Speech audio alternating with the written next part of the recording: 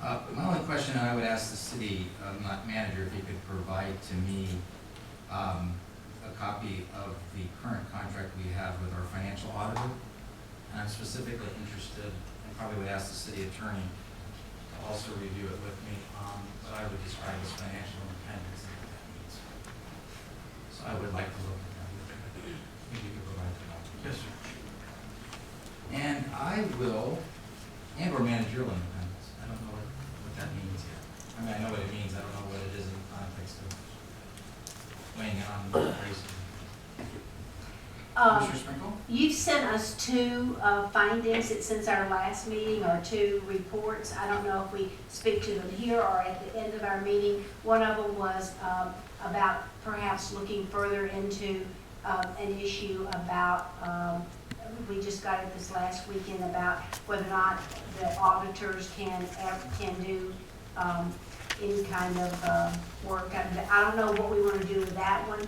And maybe it's just for information, but I appreciated getting that. So that was something that I thought was helpful for us. And then the other one was about a finding that came from another court, and you were talking about commissioners writing blogs and things like that. Do we want to speak to that, or do you want to say anything other than just what you sent us?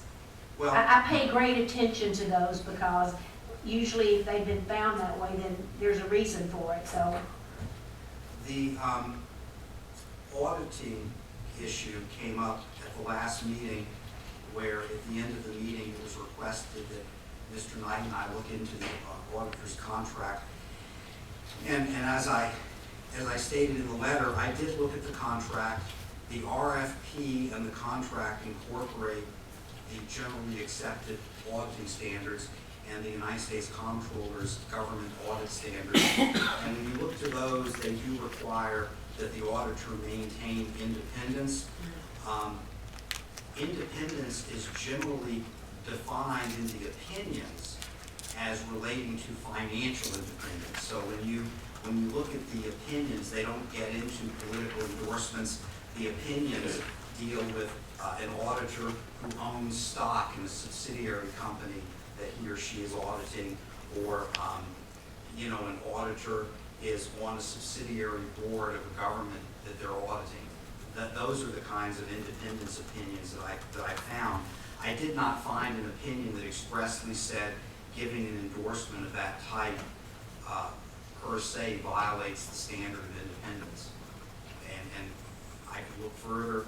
We could retain a CPA, but that may not be necessary. I wouldn't be interested in doing any of that. I just was interested in your summation and what it said, and I feel like it's something that we should make public for other people. I don't know that they get it, but it certainly it seemed cautionary to me, and it seemed like that's what you were saying, to be cautionary. Yeah, I know how in our firm we operate, and I talked to some other CPAs and other professionals. The general best practice is that if you're doing work as a professional under contract with a local government, you would not generally endorse or give contributions to a candidate for an office, because it looks, the appearance is arguably one that interferes with your independence. So I know we don't do that. We don't endorse or contribute to folks running for office, on our government clients' boards. But from talking to CPAs, I found that some CPAs do contribute, that they don't endorse. I found that some do both. So there's no hard and fast rule.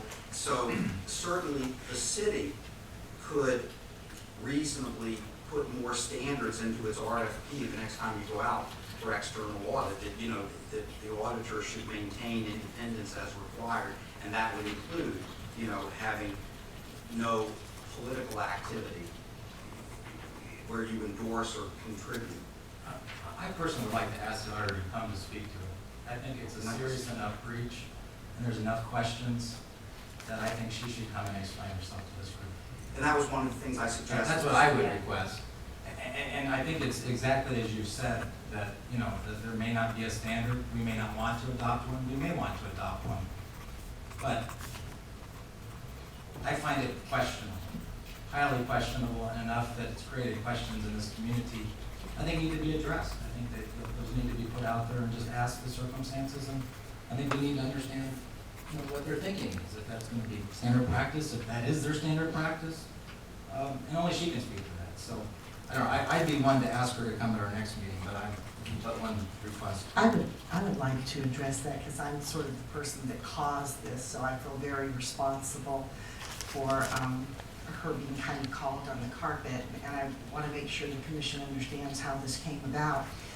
When I got ready to run for office, or if I were trying to find a job anyplace, the first thing I would do is try to give references for my preparedness, for my experience, for just general working habits. And so I did say to her, oh, would you mind giving me an endorsement? And so that really is my fault. I certainly know that it does not impact her ability to be impartial in her job. What I would be very interested in us talking about, and I'm very willing to do this, is we as a commission want to say that that's something that we don't want to do and we frown upon. I'm fine as a commissioner saying, I just didn't know who else to ask for a reference, because quite frankly, the people I work with every day are the city staff, who of course isn't allowed to say to anyone, oh, she's real prepared, she does a good job. So my thought was the next group of people that I could ask for a recommendation would be the people that work with me as a part of this job. So I caused it. I don't think it has any reflection negatively on her professionalism. All she said, so that everybody knows, all she said is that I was prepared. When I met with her, it was refreshing, I was prepared. She didn't say, please vote for her, please give her $500, or guess what, the rest of the commission isn't prepared. She didn't do anything like that. She just said, it's nice to work with her, she's prepared. And so for me, I'm okay with not asking people to do that. I would rather not call her on the carpet because of something that is perceived by some as a mistake I may have made. I'm willing to accept total responsibility for it. I am willing to say as a commissioner that I will, if we could do it as a group, that I will not sign petitions on behalf of the candidate. I will not volunteer my employees to be treasurers for a candidate, nor will I ask anyone who works with me in my capacity as a commissioner to give me a reference. So I think we could make some rules, and I'd be happy to abide by I think them. the auditor is incredibly different than that. I think that the auditor reports to us, you, and all of us vote on that person's position. And I think that when we go to Wall Street or any place else, the financial independence of the auditor's recommendation and opinion is critical. And I think who signs something and who doesn't sign something, all those other things I think are interesting, but probably certainly not what I would call the sacred nature of an auditor. So I don't know about the commission. Well, I in don't general, mind saying that. but I would certainly We'll love to never hear. ask again. I'd certainly love to hear from the auditor. I really just would love to hear their opinion publicly on, what have they learned from this? Have they learned something? Does this change their financial independence? Does it not? It's just public humiliation and unnecessarily so. I don't think it's public humiliation. I think is. it's a question that needs to be answered in terms of financial independence. I think it'd be a lot easier than moving tonight that we terminate the auditor immediately. I think that would be much. Well, it just sort of follows. I believe you voted against this auditor in 2010.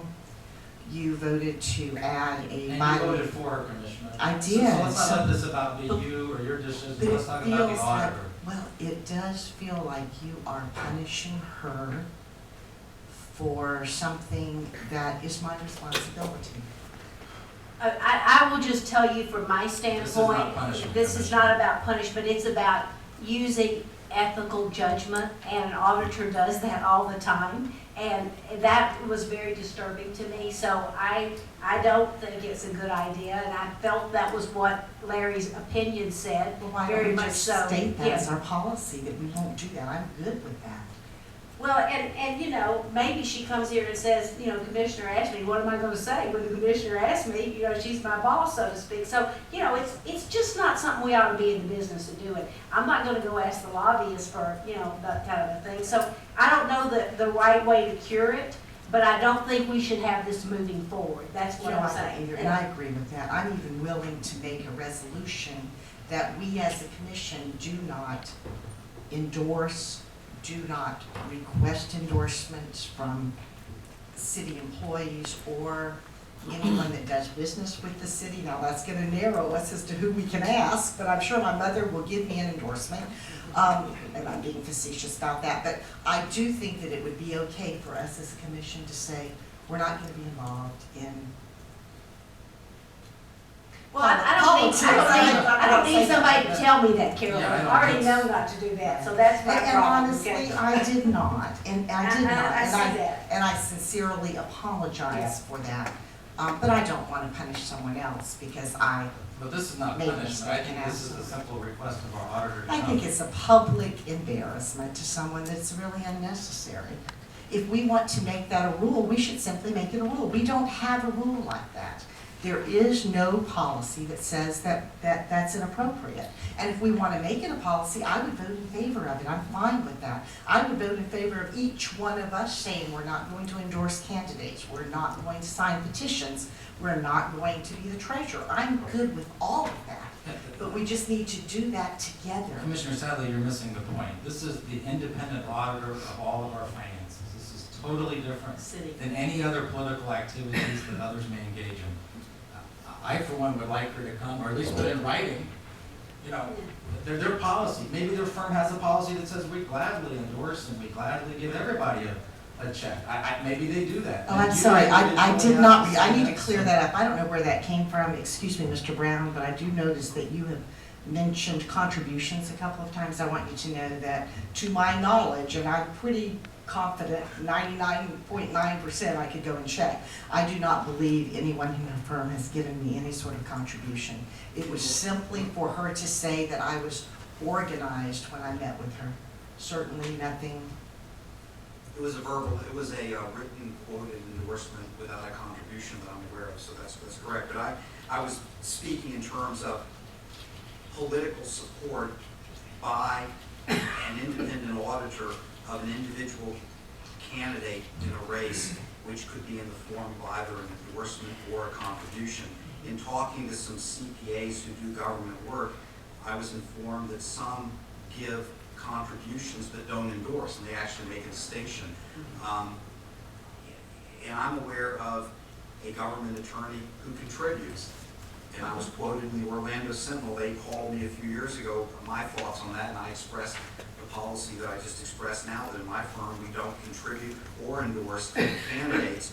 And there are some who do, and to be fair to this professional, all I can say is the standard of independence in the generally accepted auditing standards is quoted in my letter, and it says that auditors have to do everything reasonably possible, and I think they use the word judicious way, with a judicial temperament, to maintain an appearance of independence, because the public that relies on the accuracy of the attestation statement, they need to know that if a material nonconformance is discovered during the course of an audit, it wouldn't be shaded or overlooked, or, you know, that's why that independence is, I think, important for a city attorney, a city auditor. And there is no hard and fast rule. I want to be fair to her, but I think it would be reasonable to announce that with respect to audits, the auditor would refrain. And I don't think that would be an infringement on their First Amendment freedoms. So some of the comments might go over broad. People do have First Amendment rights to participate in political campaigns, but with respect to an audit, if you know, it's a privilege to have that engagement. I don't think that would be a First Amendment infringement to limit. And I think even making those kind of rules, I would be 100% in favor of. It's just to pull one person in and embarrass them. I personally would like for us not to accept contributions from people who bring large developments in front of the city. There are a lot of things about election law that I think we could do better. And- Yeah, I want to hear Vice Mayor Leary, and then I'll hear you, Mr. I Brown. think that's what I'm calling. I just like to get back to the point that the mayor brought up. And if you're looking for a third vote, I'd certainly like to hear her explanation for why she did it. I don't have any reason to believe that she was coerced into it in any way. But I don't have a problem bringing her here to do it. And I'd just like to, this is a rabbit hole we're getting into here. I'd like to just address this one thing on the point and move on. We've got It is some a rabbit business, hole. we've got some business that the city needs to do here. There are three, Mr. Knight, to ask whatever way the auditor to bring an opinion. And I mean, she can do it in writing, she can do it Yeah. to us individually, but I think that, That's fine. I think that there's been enough questions. I personally would like to know what her firm's policies are. Commissioner Leary, would you accept that as meeting with the commissioners individually? Or to explain that? Or a letter? Sure. I'm fine with either one of those. I will read it into the public record only because I think that That's the fine. auditor is not just for the five of us, the auditor is for those who invest in our city. The auditor is, I mean, this is totally different than election law. This is totally different than individuals' acts, what they may or may not do. This is somebody who purports to have a level of independence. And I need to know if that pail was broken. And under what circumstances would it have been? It may have been very innocuous, and my guess is it is, but I think we clearly need to hear from the auditor. You had another item, Commissioner.